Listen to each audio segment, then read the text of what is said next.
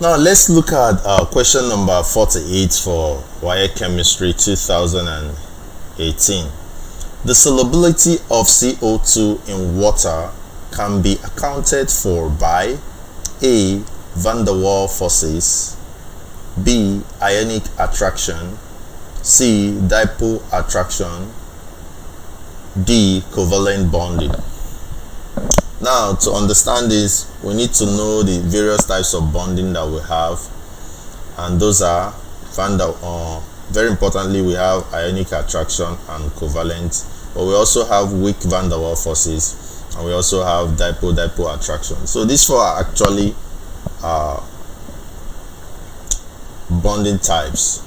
But whenever you hear ionic attraction, we are talking about when there is ionic bonding, when there is complete transfer of electron from one, let's say you have these,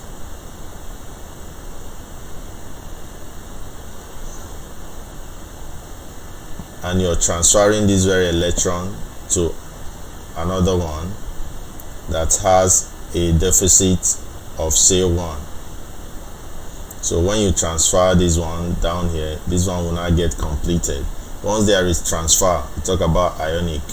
But when the two of them have to come together like this in order to make the bonding to be complete, we talk about covalent. So ionic works when we have 7 electrons here and we have say 1 here. So you need to transfer this one to here to make it 8 to be stable. We call it ionic.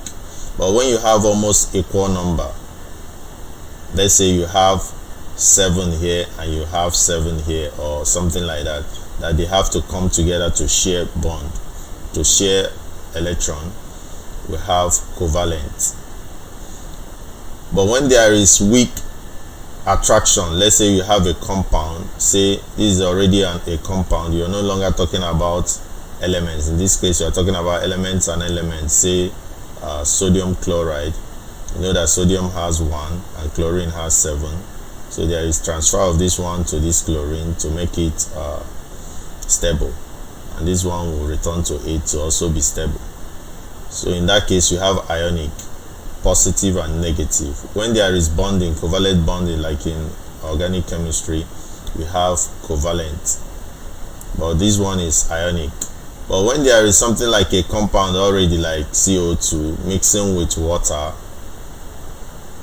we have what we call van der Waal forces, very weak forces, van der Waal. So A is the answer, and that is why we pick A as to be the answer, because there is van der Waal forces that connects this compound CO2 and water, making it to be soluble.